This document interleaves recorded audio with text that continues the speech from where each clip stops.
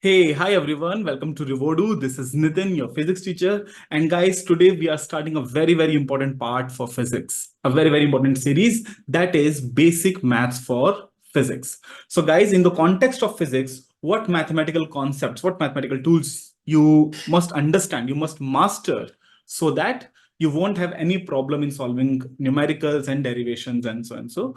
Because mathematics is the language of the universe. All right.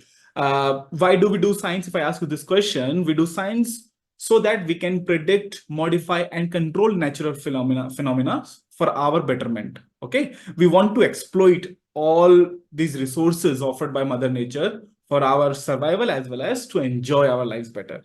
Okay. So, guys, if you cannot understand this phenomena, you won't be able to make use of them, isn't it? And in order to understand this phenomena, you need to speak the language of nature. And that language is, that universal language is mathematics.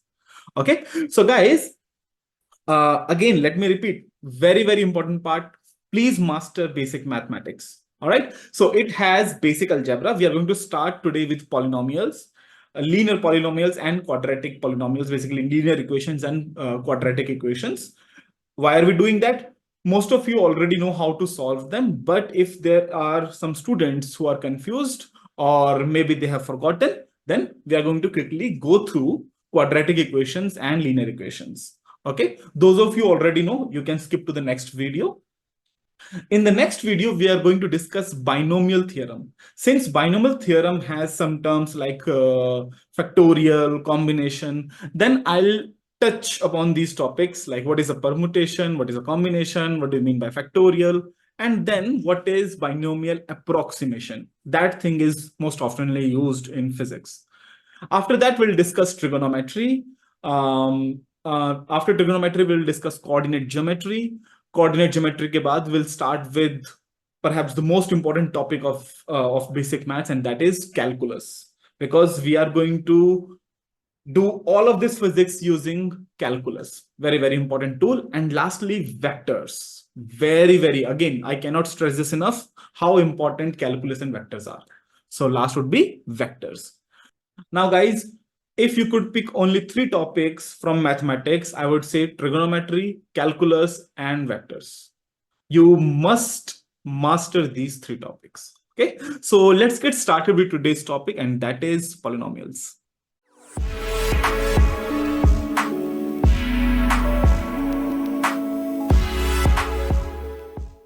Okay, guys, polynomials. So what do we mean by polynomials? So let me write polynomials. Okay, now this polynomials is made up of 2 words, poly and we have nomials. The meaning of poly is many. And what do we mean by nomials? The rough meaning of it is terms. Okay, so polynomials means many terms. Let me give you an example, what I mean by that. For example, if I write 3x squared plus 1, this is a polynomial. Okay, it has 2 terms. These things are called terms.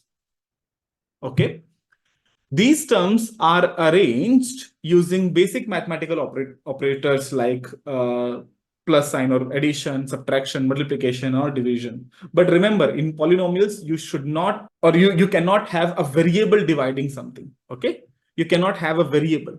So what is a polynomial? It has terms. These terms can be variables, it can be constants, and it can be exponents, basically powers.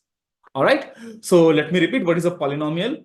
Polynomial is basically an algebraic expression where terms are arranged using basic mathematical operators like addition, subtraction, multiplication, division, except you cannot divide by a variable. That's it. That is a polynomial. Okay. Now, why are we talking about polynomial? First thing, you're going to see this a lot in physics, or I should say you're going to hear a lot, and that is something called coefficient. Okay, 11th, 12th में आप बहुत सुनोगे coefficient. So what is coefficient? Coefficient is the constant multiplied with the variable like this. So here 3 is the coefficient of x square. Okay, let me give you another polynomial. 4x cube minus 3x square plus 5x minus 1. Suppose there is this polynomial. Okay, so it's a polynomial where we have, see, some negative, positive sign, some negative, then some constants being multiplied. So you can have all of this. In fact, let me change this. Let's say it is 1 by 3. This is also a polynomial. You can have this, but you cannot have a variable dividing the equation. Okay, so this is the polynomial. If I ask you what is the coefficient of x cube coefficient is 4, x square coefficient, the coefficient of x square is not just 1 by 3, it is minus 1 by 3. We have negative sign. Then what is the coefficient of x? It is 5, and minus 1 is the constant. Okay, so this is a polynomial. Now let me give you some invalid polynomials. If I write square root of x minus 4, this is not a valid polynomial because the powers, the exponents must be whole numbers. If I write 4 by y minus 5, this is also not a valid polynomial because you cannot divide with variables. Okay, so these are polynomials. Now guys, remember what is a coefficient? Okay, coefficient is a constant multiplied with the variable. Now let's move on to degrees of a polynomial. Degree of a polynomial. Now what is the degree of a polynomial? It is the highest power of variable appearing in that polynomial. For example, if I could go back and see this equation, what is 4x cube minus x square by 3. So 4x cube minus x square by 3 plus 5x minus 1. Suppose I have this polynomial. All right. Now, if I ask you what is the degree here, the degree is the highest power, which is 3, isn't it? X cube. So this is the answer. This is the degree. Okay. Let me ask you another thing. If we have y to the power 5 by 6 minus x to the power 2 plus 3. If I ask you, now you can have multi-variables as well, multiple variables. So here we have two variables, y and x. Now, which variable has the highest power? It is y. What value? 5. So degree here is 5. Okay. Then, one last example, if I say 3x cube y to the power 4 minus x to the power 5 by 100 plus y to the power 2. Something like that, random, totally random equation. If I ask you what is the degree here, if you say 5, that is incorrect because x and y, there are two variables and they are in multiplication. So in such a case, you have to add the power. So 3 plus 4, that is the degree. So here degree is 7. Okay, that's it.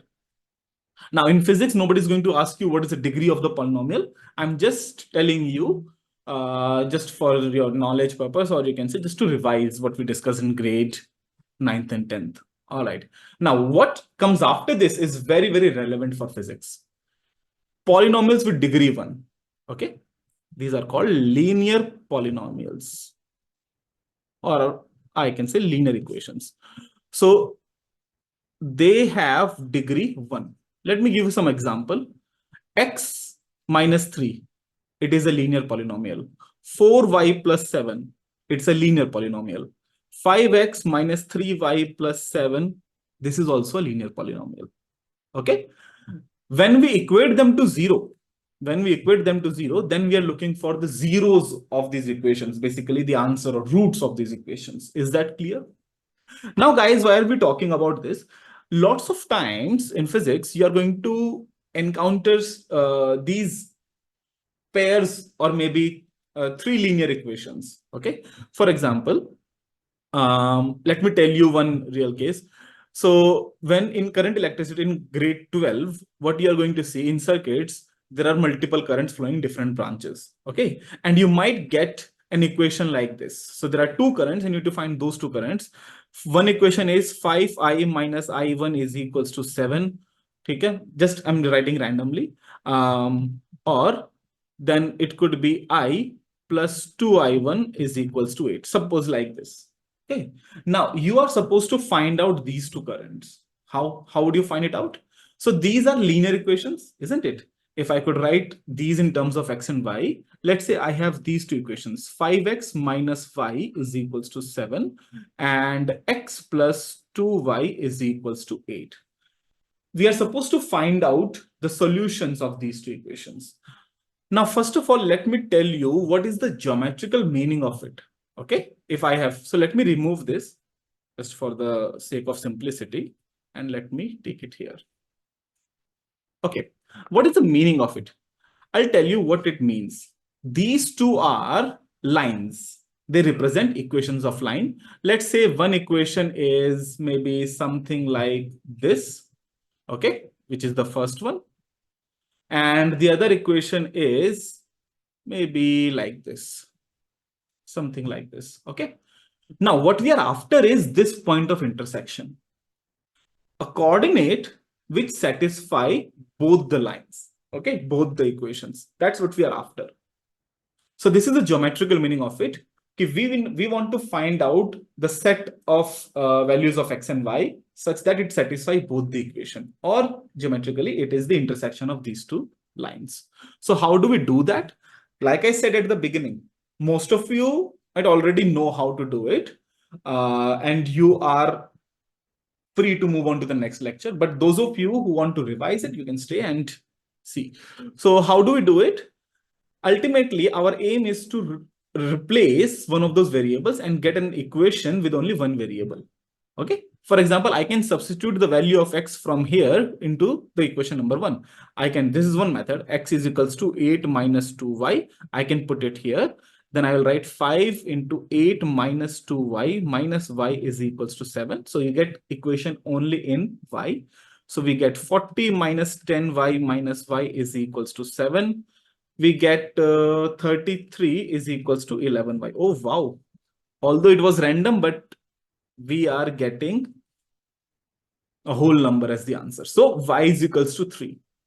Okay, we got one coordinate. Now you can put this value in either of these two equations. Let's say I put it in second. Okay, or simply here, x is equals to 8 minus 2y. So 8 minus 2 into 6, we get, sorry, 2 into 3. So we get 8 minus 6, 2. So this means that this point, this coordinate is 2, comma, remember always x first and y after it, 2, 3. And you can check it. You can verify. You put 2, 3 in case of x and y in both the equations. You'll see LHS equals to RHS. 5 into 2, 10. 10 minus 3, 7. Makes sense? X is 2. So 2 plus 6, 8. Makes sense. Okay, we got this answer. So this is how we solve linear equations. All right, now there is another way. Instead of substituting like this, I could have solved it directly. Dekho kaise. So the first equation was 5x minus y is equals to 7, right? Second equation was x plus 2y is equals to 8. I guess that was the equation. Yeah. Okay. Now, guys, remember our aim is to replace one of those variables. What I can do. So in order to do that, either you have to add or subtract those equations such that in such a way that you remove or you replace one of those variables. For example, if I subtract these two equations, none of those variables are getting cancelled. Why? Because here we have 5x, here we have x. Only if I could multiply this entire equation with 5, which is perfectly allowed and legal. Okay. So what we are left with, we have 5x minus y is equals to 7 and 5x plus 10y is equals to 40. Okay. Now, what we need to do next, we have 5x, we have 5x. On left hand side, we have 5x and 5x, same things. If we subtract these equations, then we can, what to say, we can delete or we can remove the x term. So minus, minus, minus, because we are subtracting. So what do we get? This gets cancelled. Minus y minus 10y minus 11y. It is equals to minus 33. Again, you get y is equals to 3. So this is a much better method, in my opinion. Okay. Now you can put again y equals to 3 in one of those equations. So you get x equals to 2. All right, let's do one more question for practice. So the question is, and by the way, it is not necessary that you just uh, deal with x, okay, or you remove x. You can multiply the first equation with 2 and add those two equations. All right, in fact, let's do that. What if, let me copy this, okay. Now, instead of multiplying the second equation with 5, I could have multiplied the first equation with 2. Now, in that case, what would we get? We get 10x minus 2y is equals to 14. And here we have x plus 2y is equals to 8. Now, what you need to do is add them. All right. It is not always necessary to subtract. You can add them. If you add as it is on the left hand side, 2y and minus 2y gets cancelled. So we get 11x. 11x is equals to 14 plus 8, 22. So x is equals to 22 by 11. You get the same answer. You put x equals to 2, y is equals to 3. Got it. Okay? So that is how we solve linear equations. Now, let's solve this one. So question is x plus y is equals to 4 and 2x plus 2y is equals to 16. Suppose I get this equation, and if you try to find out the solution of it, you won't be able to. You cannot find solution. I'll tell you why. If you take 2 common, so second equation is x plus y is equals to 8. The above equation is x plus y is equals to 4. If you subtract, both x and y will be cancelled. What does it mean? It means there exist no values of x and y which would satisfy both of these equations. So if I could show it by plotting, essentially these are the two lines. Okay, they are parallel to each other. And because they are parallel, they will never intersect. So there exist no values of x and y which would satisfy both of the equations. All right. Okay, now let's proceed to polynomials with degree 2, also known as quadratic polynomials. Okay, so degree 2. Now, in degree 2, you can have equations like this. 0 बाद में डालेंगे, ठीक है? Or you can also have equation like this. Okay, but what we are going to do in our analysis, we are going to take polynomials with only one variable, okay, and degree 2, known as quadratic polynomials. So guys, what is a quadratic equation? Quadratic equation. That is our topic. Quadratic equation are polynomials with degree 2, okay? So let me ask you a question for this and you will understand it better. Suppose for now, forget polynomials and quadratic. A simple question. Suppose I say y is equals to x square minus 5x plus 6. Suppose I give you this equation and I ask you to plot it. Okay. So let's plot it. So we have, this is y, this is x. When you plot it, you'll get a curve something like this, also called parabolic curve. Okay. Now, my question is, find the locations on this curve where y is 0. Is that clear? Find the location on this curve where y is 0, y coordinate is 0. Since y is equal to this, can I say this must be equal to 0 to find out those values? Isn't it? Basically, x square minus 5x plus 6 equals to 0. Find those values of x. When we put in this equation, we would get 0. That's it. Okay. Graphically, you can understand this by looking at the curve and the axis. See, guys, where y is 0. Y is 0 on this entire x-axis line. Okay. On this entire x-axis, y is 0, isn't it? So all the points on the x-axis has y 0, and the points which are on curves as well are these 2 points. These 2 points are what we call roots of the quadratic equation. Basically, the points where y is 0. Okay, let's say this point is x1, this point is x2. So essentially, through this equation, we are trying to find out these two coordinates. Okay, simple. How do we do that? How do we solve this?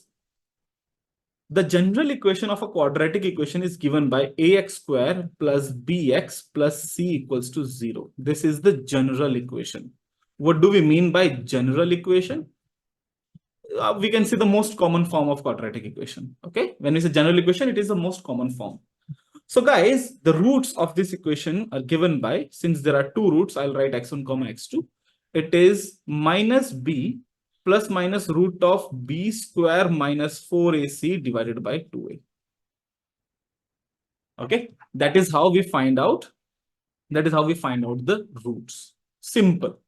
By the way, this thing which is inside the square root, okay, b square minus 4ac, it has a special meaning. It is called discriminant, and I'll tell you what's the importance of that. Okay, so guys, let's try to solve this question using this formula. So remember, we have equation x square minus 5x plus 6 equals to 0. Guys, this quadratic thing, this quadratic equation, it is very, very common in numericals in physics. So you should, like I said, master it. It's very relevant. Okay, if you compare this with equation, you would see a is equals to 1, b is equals to minus 5, and c is equals to 6. All right. So the roots are, we don't have to write x1 and comma x2 every time. We know there are two values. So I'll simply write x. X is equals to minus b. So minus of minus 5. Can I say it is plus 5? Plus minus square root of minus 5 square. Oh, minus 5 square. In fact, यहाँ पर भी मैं ऐसे लिख देता हूँ. Otherwise confusion होगा. So minus 5 square minus 4 into a into c divided by 2a. So what do we get? Minus of minus 5 is 5 plus minus root of minus 5 square is 25 positive. Minus 4 into 6 is 24 divided by 2. Again, if we solve it further, we get 5 plus minus square root of 1. What is square root of 1? 1. So one value of x could be, by the way, guys, if you are wondering why plus minus, since we have two values, we should have two terms on the right. So plus for one x and minus for other x. And that is exactly what we'll do here. Let's say x1 is 5 minus 1 by 2, which is 2. And x2 is 5 plus 1 by 2, which is 3. So x2 and x3 are the 2 points where y is 0. So which means if this is the curve, then this point is x equals to 2, this point is x equals to 3. That is the meaning of roots. Okay. So guys, remember this formula, minus b plus minus root of b square minus 4ac by 2a. Very, very important. Okay. Now let's do another question. So the question is x square minus 6x plus 9 equals to 0. Let's find roots of this equation. Okay. Now, guys, if I ask you what is the coefficient of x square, basically a, can I say it is 1? Coefficient of x, basically b, which is minus 6, and c constant is 9. Again, let's apply the formula. X is given by, or x's are given by minus b plus minus square root of b square minus 4ac divided by 2a. Okay. So x is equals to minus b minus of minus 6 plus minus square root of b square, which is 36, minus 4 into 1 into 9. I'm doing it directly. Okay. Divided by 2a. What do we get? 6 plus minus 0 by 2. Now there is gadbad. Both the roots are referring to single value 3. Okay. Or you can say there is only a single root. Now, how do we make sense of this graphically? Dekho, simple. This curve is touching the x-axis at exactly one point, and that is x equals to 3. That is the meaning of it. isn't it? Let's say that curve, ultimately this curve is intersecting the x-axis. We are getting two values. Those are the two roots. If it does not intersect at 2 points, it just touches at 1 point, then there is one value. And in fact, you can check, you can verify there is only one value, and that is x equals to 3. So it has single root. Okay, let's do another question quickly. Question is, if we have x square plus x plus 1 equals to 0. Now let's find out the roots of this equation. A is 1, B is 1, C is also 1. Okay, so the roots of this equation will be minus b, so minus 1, plus minus root of b square, which is 1 square, minus 4 ac divided by 2, because 2 into 1 is 2. So what do we get? X is equals to minus 1 plus minus square root of minus 3 divided by 2. Now there is a big problem. Okay, it's a mathematical sin. But you cannot have negative 3 inside the square root. Because what does it mean? See guys, square root of minus 3 का मतलब ये है, the square of which number will give you minus 3. How is that possible? How can the square of any number be negative? Because you take square of a positive number, plus 2, you get plus 4. You take the square of negative number, which is minus 2 into minus 2. Now this is also plus 4. No matter what number you have, the square of it will always be positive. In fact, if you take a number smaller than it, let's say 0.001 square, this will also be greater than 0. It will not be negative. So you cannot have negative number inside square root. Okay, maths does not allow it. That's why we'll say कि there exist no real roots for this equation. Okay. Now, how to make sense of it graphically? So if you plot it, this is y-axis, this is x-axis. In this case, the curve is not even touching the x-axis. That is the meaning of it. As you can see, there is no value of x where y can be 0. So no real roots. Now, why I have written no real roots? Why I have specified the word real? Because mathematicians have invented a new kind of a number, and that is imaginary numbers. So square root of negative numbers are imaginary numbers, and they're quite useful as well. You will learn about those in your 11th and 12th class. Okay, so as for now, we don't have to deal with it. We'll just keep it as it is. So guys, as you can see in 3 questions, we got 3 different kinds of roots. In the first question, we got 2 distinct real roots. In the second question, where it is, yeah, we got a single root. And in the third question, we got no real roots. And what decides how many roots or real roots or virtual roots we would have? It is decided by what value we have inside the square root. When we have positive value inside the square root, like this 1, we got 2 roots. When we have 0, we get single root. And when we have negative, we get no real roots. That's why this thing is important, and it has a name. It is called discriminant. Okay, spelling नहीं आती मेरे को, ठीक है, discriminant, whatever. I don't care. All right, so d is equals to b square minus 4ac.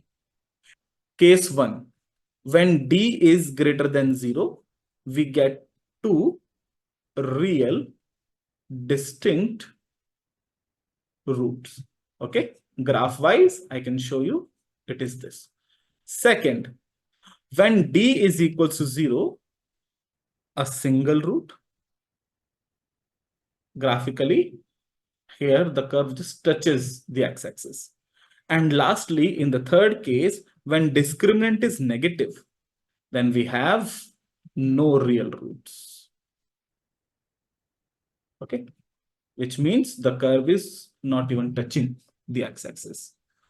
This one is touching. Okay, yeah. So that is why we have discriminant, and that is crucial. If discriminant is positive, you'll get 2 values. If it is 0, only 1. If it is negative, no real values. Okay, chalo. Now, guys, another important thing, last thing. Suppose you are not interested in the values of the roots, but you want to just manipulate them, manipulate those roots. For example, if I have ax square plus bx plus c equals to 0, you know there will be two roots. You do not want to you do not want to know the exact values. All you are interested in is this. Suppose you just want to find out the sum. What is going to be the sum? So guys, you don't have to solve the entire equation. Simply divide negative of b by a. Okay. In a similar way, the difference of the roots को हम बाद में करते हैं नीचे. The product of the roots x1 into x2 is given by c by a, and the difference of the roots is given by d by a. Why I have taken modulus? One value might be positive, negative, so I have just writing the difference. Okay, not the sign. Now, guys, let's verify this. We did one question. X square minus 5x plus 6 equals to 0.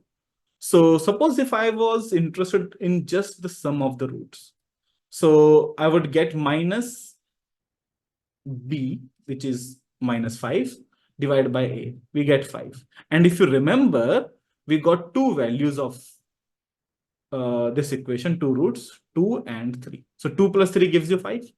Proved. All right. x1 into x2. Now, c by a. C by a means 6 by 1. We get 6. 2 into 3, 6. Makes sense. Then x1 minus x2 modulus. So square root of d by a. What was d? Square root of 25 minus 24. We get 1 by 1. So 3 minus 2 gives you 1. So guys, hence proved.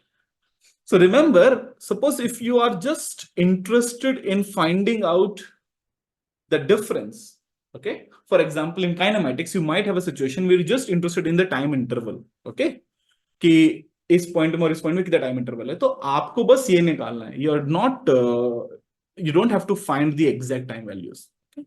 So this can come handy. Acha guys, so that is it for quadratic equations. I'll put one small assignment in the description. So please go through it. Remember one very important rule of physics and for other subjects as well. Whatever you study, solve questions related to those lectures that day only. That way, your brain connections, the schemas being formed in your brain will be stronger. In fact, new schemas will be formed. Okay. So please do assignments, 2 questions. In the next video, like I said, we are going to do binomial theorem or binomial expansion. Okay. See you. Bye-bye.